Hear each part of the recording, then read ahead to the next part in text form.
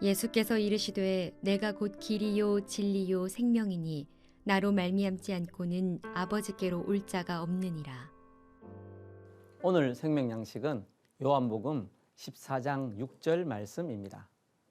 예수께서 이르시되 내가 곧 길이요 진리요 생명이니 나로 말미암지 않고는 아버지께로 올 자가 없느니라. 이 말씀을 중심으로 종교개혁의 둘째 원리인 오직 그리스도를 살펴보겠습니다. 어릴 때 기억으로 버스 정류장에 처마미처럼 비를 피할 수 있도록 간이 지붕을 만들어 놓은 곳들이 있었습니다. 그 아래 간판 구석에 인근 교회 이름이 있었던 것으로 보아 근처 교회에서 전도용으로 세워놓았던 게 아닐까 추측합니다. 그런 간판에는 주로 이런 선구가 적혀 있었던 것 같습니다. 하나님이 세상을 이처럼 사랑하사 독생자를 주셨으니 이는 그를 믿는 자마다 멸망하지 않고 영생을 얻게 하려 하심이라. 주 예수를 믿으라. 그리하면 너와 내 집이 구원을 받으리라. 그리고 오늘 본문 예수께서 이르시되 내가 곧 길이요 진리요 생명이니 나로 말미암지 않고는 아버지께로 올 자가 없느니라. 하나같이 예수 그리스도가 구원의 길이심을 선포하는 구절들입니다. 예수 그리스도가 구원의 유일한 길이라는 말씀입니다. 그런데 요즘 우리 신자들은 예수 그리스도가 유일한 구원자이심을 강조하는데 덜 적극적인 것 같습니다. 주위 눈치를 봅니다. 예수 그리스도만 구원의 길이라고 하면 왠지 편협하고 배타적인 사람으로 여겨질까 그런 것 같습니다. 그래서인지 언제부터인가 예수 그리스도가 유일한 구원자이심을 부정하는 종교다원주의가 우리 교회에 안팎에 또아리를 틀고 있습니다. 종교다원주의는 예수 그리스도만이 구원의 길이 아니고 석가모니나 무함마드도 구원의 길이 될 수 있다는 주장입니다. 오늘날은 배타성보다는 포용성을 선호하는 시대이다 보니 오직 그리스도만 구원의 길이라고 가르치면 편협한 사람인 양 여깁니다.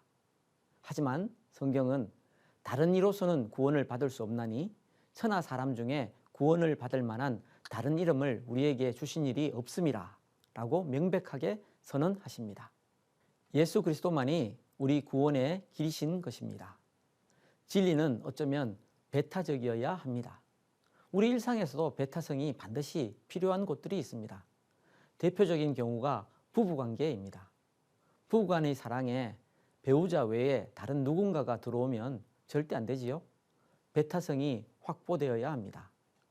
예수 그리스도가 유일한 구원의 길임은 배타적 진리입니다. 왜 예수 그리스도가 하나님께로 가는 유일한 길입니까? 예수 그리스도가 진리이시기 때문입니다. 진리는 사실이나 진실과 다릅니다. 진리는 불변합니다. 과학이 진리라고 오해하는 이들이 많은데 과학은 이론이지 진리가 아닙니다. 2006년 국제천문연맹에서 1930년 이후 태양계의 9번째 행성이라 부르던 명왕성을 빼고 태양계의 행성수를 8개로 줄였습니다. 과학은 진리가 아니라 이론이기 때문에 더 나은 이론이 나오면 언제든 바뀔 수 있는 것입니다. 과학은 진리가 아닙니다. 그러면 무엇이 진리입니까? 오늘 본문에서 예수님은 내가 곧 진리라고 말씀하십니다. 진리는 예수 그리스도입니다. 예수 그리스도의 이름에 진리가 다 들어 있습니다. 예수 그리스도는 두 개의 이름이 하나로 뭉쳐 있는 것입니다. 예수는 2000년 전 이 땅에 사셨던 인간 예수를 가리킵니다. 헬라어인 그리스도는 히브리어의 메시아와 같은 말로 기름 부음 받은 자를 뜻합니다. 구약시대 기름 부음 받는 직분은 선지자, 제사장, 왕, 이 세 직분이었습니다. 이 세 직분을 한 번에 충족시키는 사람은 예수님 밖에 없습니다. 그래서 그리스도는 바로 하나님과 하나님의 아들을 가리킵니다. 사도행전은 예수님이 바로 그리스도라는 사실을 증명하는 제자들의 행전이었습니다. 그들이 날마다 성전에 있든지 집에 있든지 예수는 그리스도라고 가르치기와 전도하기를 그치지 아니하니라. 뜻을 풀어 그리스도가 해를 받고 죽은 자 가운데서 살아나야 할 것을 증언하고 이르되 내가 너희에게 전하는 이 예수가 곧 그리스도라 하니. 예수가 그리스도이신 것이 왜 진리입니까? 그리스도는 하나님의 아들이라는 말이고 하나님이라는 말이기 때문입니다. 하나님께서 우리와 교제하시기 위해 세상을 창조하시고 우리를 이 땅에 보내셨지만 우리는 하나님을 거스르고 하나님을 떠났습니다. 이것이 가장 큰 죄고 근본적인 죄입니다. 이 죄에서 자유로운 사람은 없습니다. 그래서 모든 사람이 죄를 범하였음에 하나님의 영광에 이르지 못하더니 라고 말씀하셨습니다. 사람 중 어느 누구도 죄의 문제를 풀 수 없기에 하나님이시고 하나님의 아들이신 성자께서 하늘 보좌를 떠나 우리와 같은 사람이 되셨습니다. 그리고 우리와 하나님의 관계를 회복하기 위해 십자가에서 돌아가셨습니다.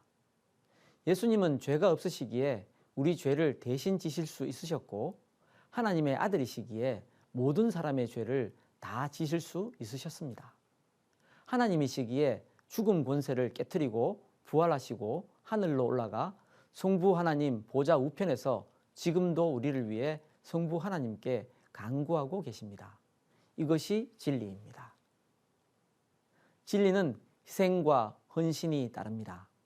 우리는 가치 있는 것을 위해서는 자신의 모든 것을 쏟아붓는 희생과 헌신을 할 수 있습니다. 그래서 밭에 감춘 보화를 발견한 사람은 자기의 소유를 다 팔아 그 밭을 사는 것입니다. 진리 자체이신 예수 그리스도께서는 진리를 위해 자신을 우리 대신 기꺼이 내어주셨습니다.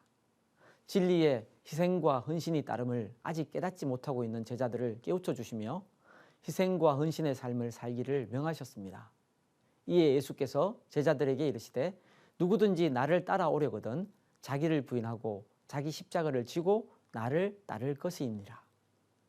우리가 예수 그리스도를 따라 살려 할 때 우리에게도 희생과 헌신이 요구됩니다. 사실 우리가 속한 가정과 교회 그리고 사회 어느 것 하나도 누군가의 희생과 헌신 없이는 제대로 돌아가지 않습니다. 오늘날 우리 그리스도인들은 희생과 헌신은커녕 손해보지 않는 삶만 추구하는 것이 문제입니다. 하지만 이제부터라도 진리이신 예수 그리스도를 쫓아 자신이 속한 곳에서 기꺼이 십자가를 지는 삶을 산다면 바로 거기서 예수 그리스도의 복음의 진리가 빛을 발할 것입니다.